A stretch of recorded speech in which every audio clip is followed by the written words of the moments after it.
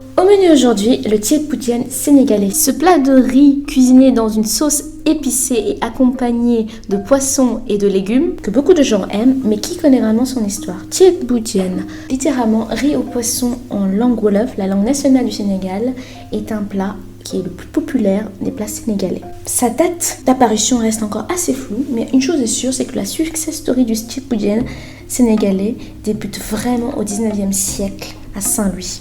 Saint-Louis, capitale de l'Afrique occidentale française, véritable carrefour culturel, ville des riches et puissantes femmes d'affaires sénégalaises, était également la ville de Penda Mbaye. Penda Mbaye était une cuisinière déjà réputée, mais elle allait rentrer dans la légende grâce à une idée.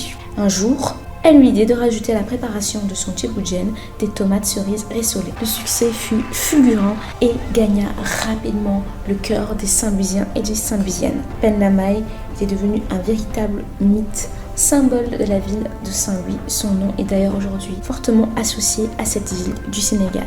Vous aurez remarqué que le thiep boudjen sénégalais est fait avec un riz assez différent du riz couramment utilisé. C'est parce qu'en réalité, il est fait avec des brisures de riz. Pourquoi, me direz-vous? C'est parce que les colons français eurent l'idée d'importer des brisures de riz depuis l'Indochine pour favoriser la culture de l'arachide au détriment des autres céréales vivrières du Sénégal.